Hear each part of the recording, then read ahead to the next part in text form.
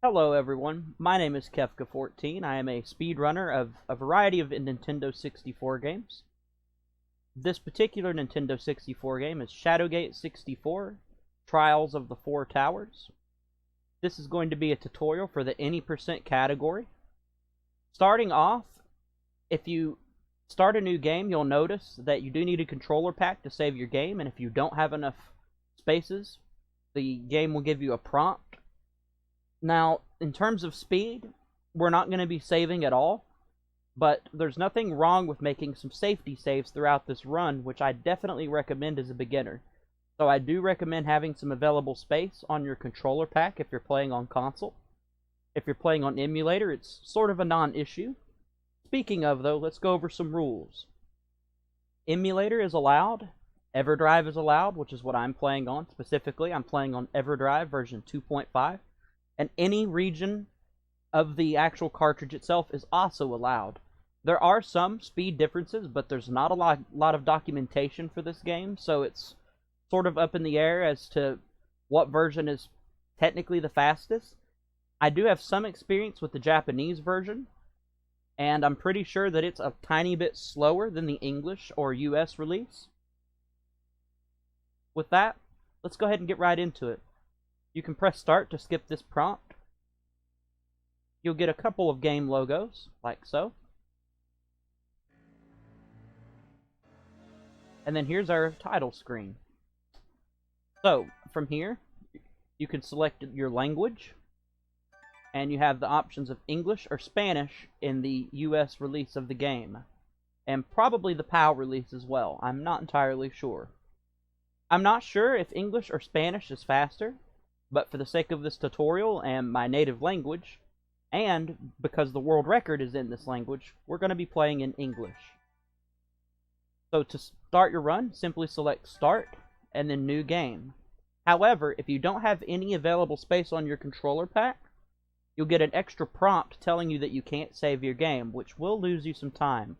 So again, I recommend having some space. I'm going to go ahead and clear some space now, so that we don't get that prompt. Like so. It's quite convenient that you can simply delete your save files. So, timing begins when you select New Game, and once you do, you will immediately be thrown into a cutscene. You can simply continue to mash A to skip this cutscene. It's the only skippable cutscene in the game as well. So, let's just go ahead and press A to start our run, and again, continue to mash A until you see the first cutscene fade away. Like so.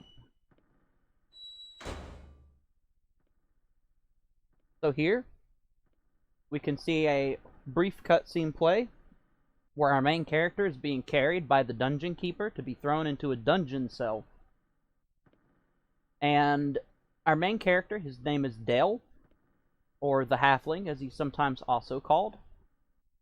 This first section of the game, the tutorial, is quite short and quite easy, but I'll go over it in detail for those who are interested. This first cutscene takes roughly a minute, hit or miss.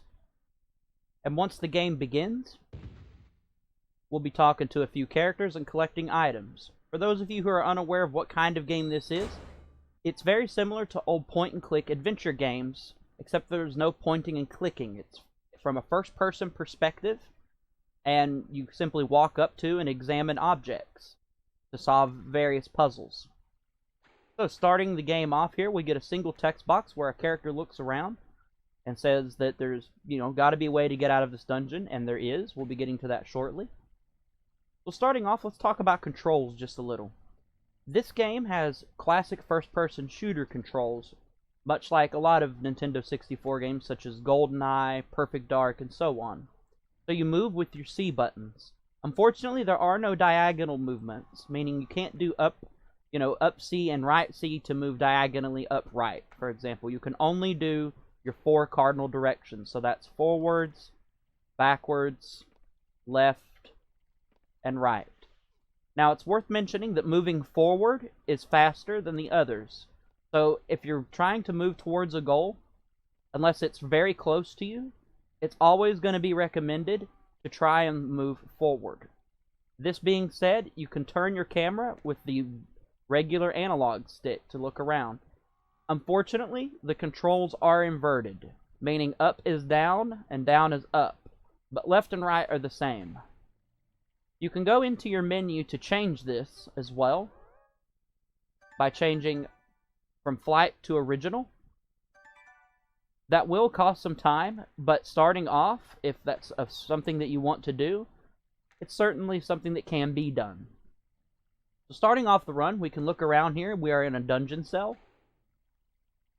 And there's not a whole lot to interact with or look at, really. There's some chains on the wall. There's some hay or straw on the floor. But if we look over here, there's a window.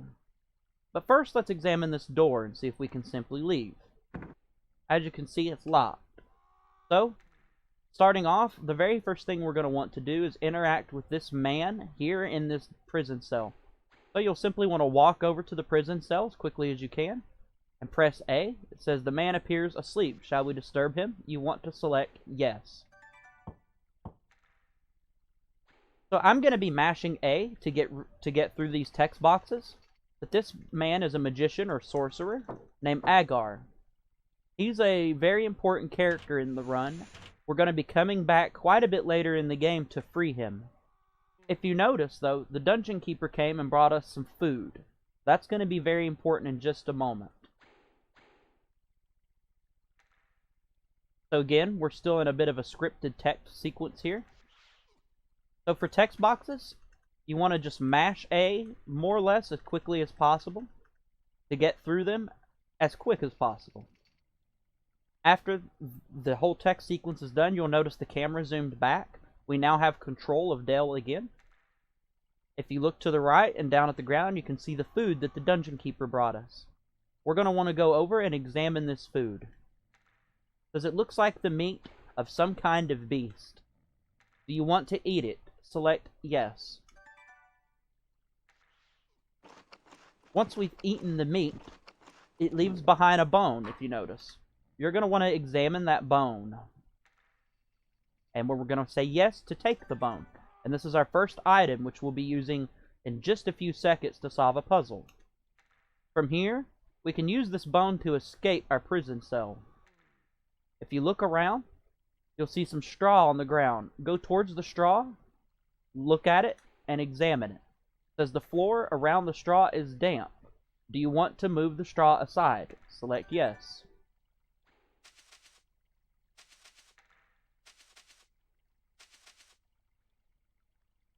Now, once the straw is moved from the ground, it says you notice a grate and can smell the sewer below.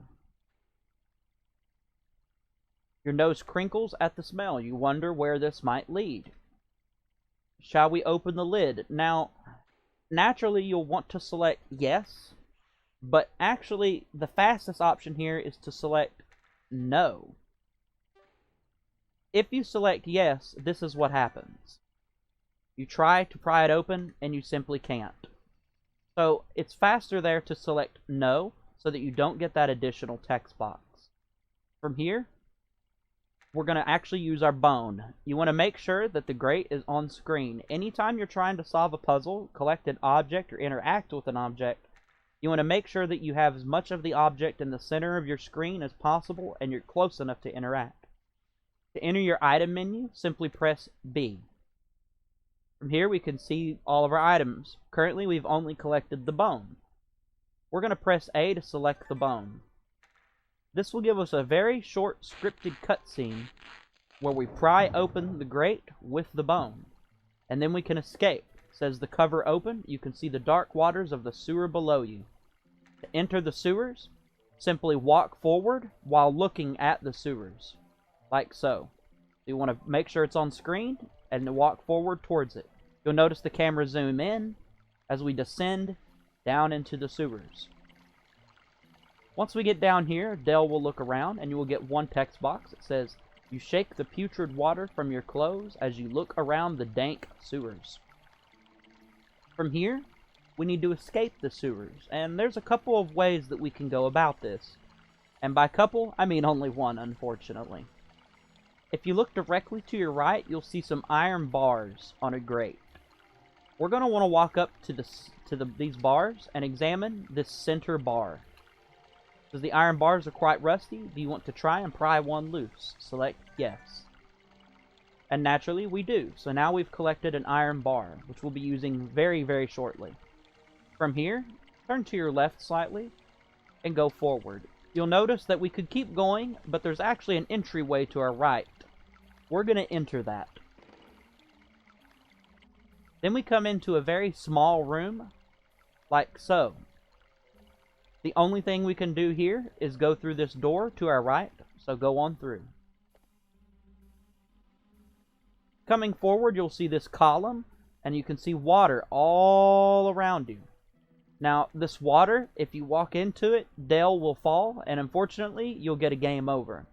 So, we don't want that to happen, as not only will we lose time, but we would lose the run, because this game does not have an autosave function for us to be able to continue. You can, however, do a manual save for safety if you desire, though it will cost you some time. If we come forward to this column, you can examine it. It says this big stone pillar looks like it is ready to topple over any minute.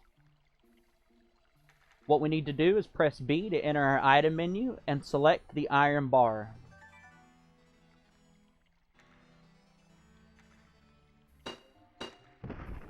Once we use the iron bar on the pillar, or the column, it'll fall over and create a bridge for us to cross over the gap. From here, you can simply hold straight forward to cross this gap here. However, again, keep in mind, if you fall into the water, you get a game over, so do be careful. Try not to be looking too far to the left or right and veering off of the bridge that we just created. So hold forward, and you'll get a small scripted scene where a ghost appears. It says, an apparition appears. It seems agitated. This apparition is going to be very important later for the speedrun, but for now, that's all it does.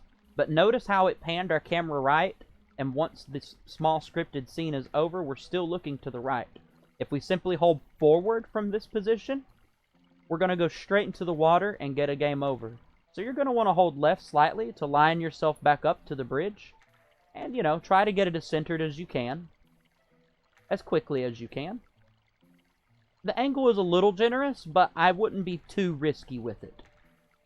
Then we're going to cross. Take special note of this skeleton on the ground. It's very important for later. In fact, the apparition or ghost that appeared, this is the body that they used to inhabit. More on that later. Continue forward through the door. From here, you can see ourselves in a very small room, but if you look to your left, there is a gap and an entryway. Coming through here, you'll notice that there is a door to our right. If you examine it, you'll notice that it is locked, and we can't open it. This door is very important for later, though, so keep it in mind. Where we actually want to go is over here on the ground next to this sort of pile of rubble. You can see a brown object there resting on the ground. We come up to it, we can see that it is a pickaxe. You want to examine the pickaxe. It says, an ancient pickaxe lays discarded upon the ground. Will you take the pickaxe? Select yes. This is an extremely important item for the speedrun. Not only we're going to use it in a few moments, but we're going to be using it later in the run as well to save some time. You take the pickaxe and press by its weight. Once you've collected the pickaxe, turn back around, and we're going to go back the way we came. Now you'll notice there is another path to our right here, like a long corridor. This is important later, but not right now. We're going to want to go back the way we came. Another thing worth mentioning as far as control basics that I've not mentioned yet is once you dismiss each text box or enter a new room, anytime you lose control of your character, you can simply buffer the inputs, or the movement inputs rather, in order to move quicker out of each of those segments. And a buffer is when you begin holding a button or direction, in this case, before you have control, so that your character begins moving on the first possible frame. I'll show you what I mean as we go through this next room here. So again, we're backtracking back through the way we came. Now, in this room, you'll notice we gotta get back across that bridge. It's worth noting that we're not quite in line with it when we leave this first room here, or when we leave this door. So we can't simply hold forward. You're going to want to tilt slightly to the left. We're actually going to re-enter the previous room, though, and I'll show you what I mean about the buffering as well as the slight tilt to the left. So I'm continuing to hold up C through that loading zone. And if you notice, we moved quite quickly through the loading zone. So once again, we're backtracking. In this room here, again, there's nothing in it, if you recall. The door we need to go into, and the only other door in the room, is to our left. Now we're back out into the proper sewers. However, before we move on, there is one other thing I want to mention. For the sake of the speedrun, this isn't that important, but for the sake of a beginner, it could be crucial. Once you first arrive into the sewers, you can collect a specific object that's very helpful. When we arrive into the sewers, Dell is roughly here, and there is a door behind you. I would like to show you where it goes. Again, during an any % speedrun, we would never even enter this section here. However, there's an item here that is quite useful. I'm not going to pick it up, but I will show where it is and what it is. If you look to the ground on the right, you can see a very small piece of paper. We're going to walk up to it and examine it. It says you found an ancient map. Will you take the parchment? We're going to select no. However, if you select yes, you can press R to view your map. We have no map currently, so we don't see anything here, and we're not going to. I do not plan on using a map, because it would take time to come and collect the map. However, as a beginner, this could be a very useful thing to pick up. Let's continue back the way we came. So again, assuming we didn't collect the map, we have just come out of this door here. From here, we're going to go to the right. Now, we can go all the way down to the end, but if you look, you can see another doorway approaching on, right past these two crates or so. We're going to simply go into this doorway. Once we enter this room, you'll see one pretty distinctive feature. This sort of greenish stone sitting over there. We're going to immediately go up to this and get most of it on screen and select the pickaxe from your item menu. This will allow you to scale over these rocks. Using the pickaxe, you scale the wall.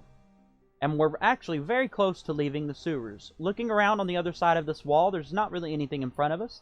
So we're going to continue down this path here. You'll see that there's nowhere to go, but if you look up, you'll see some pretty strange looking rocks. You're going to want to get most of them on screen. Examine with your pickaxe, like so, and it will open a path up and out of the sewers. And that's the prologue to the game. In our next part of the tutorial, we will be entering the very first dungeon, or as they're more properly called in this game, tower. Stay tuned for the next part, and happy shadowgating.